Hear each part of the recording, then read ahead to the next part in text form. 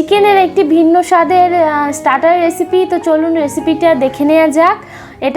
এটা আমারও নিজস্ব রেসিপি না, আমিও ফেসবুকে দেখেছিলাম হালকা, তার সঙ্গে আমি নিজেও কিছু যোগ করেছি। তো চলুন, এটা ঠিক কাবাবও না, একটু তন্দুরি টেস্টটাই এসছিল। তো আপনারা এই নামটা দিয়ে দেবেন ঠিক কী দেওয়া যায়, আমি আমার মতো করে দিলাম। তো চলুন রেসিপিটা দেখিয়ে দিই।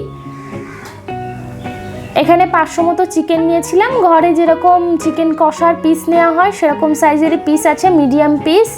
তো সেটা নিয়ে যে শিলনোড়ায় রেখে নোড়াটা দিয়ে একটু থেতো করে নেবো, খুব বেশি থেতো না, যাতে চিকেনটা বেরিয়ে না যায়, পিসটা যাতে গোটাই থাকে, কিন্তু মানে পিসটা একটু থেতো করে নিয়েছিলাম। এই যে দেখুন এরকম একটু চিকেনগুলোর পিসগুলো গোটাই আছে কিন্তু থেতো করা। তার মধ্যে লেবুর রস, একটা লেবু পুরোটা রস মাখিয়ে দিলাম, পরিমাণ মতো লবণ, অল্প পরিমাণে গোলমরিচ গুঁড়ো দিয়ে ভালো করে মেখে কিছুক্ষণ রেখে দিয়েছিলাম ঢাকা দিয়ে। যাই হোক, সেটা হয়তো আপনাদের দেখানো হয়নি, আমি 2বার ম্যারিনেশন করেছিলাম, আপনারা চাইলে একবারেও করতে পারেন।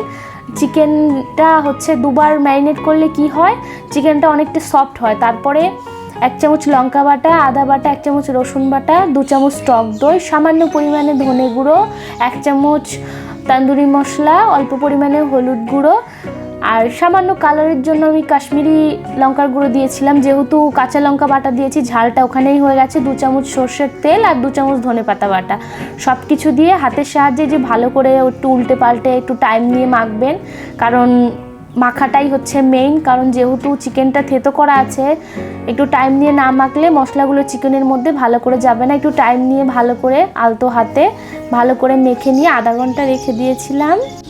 তারপর একটা কড়াই গরম করে তাতে পরিমাণ মতো তেল দিয়ে এই যে চিকেনগুলো একটু গা ছাড়া করেই দিয়েছিলাম, কারণ ভাবছিলাম একটার সঙ্গে একটা লেগে যাবে কিনা, কারণ এর আগে আমি ট্রাই করিনি, এটা ফার্স্ট টাইম এটাও ট্রাই করলাম আমি। তো চিকেনের পকোড়া, কাবাব, তন্দুরি খাওয়া হয়, তো ভিন্ন কিছু খেতে ইচ্ছে করছিল জন্যই এইভাবে এটা বানানো। তো খেতে দারুণ হয়েছিল, আপনারা একদিন বাড়িতে বানাবেন, বানিয়ে অবশ্যই ট্রাই করে দেখবেন। যারা চিকেনের ভিন্ন ভিন্ন রেসিপি খেতে পছন্দ করেন তারা অবশ্যই এটা ট্রাই করবেন, আর কমেন্ট করে জানাবেন কেমন হলো।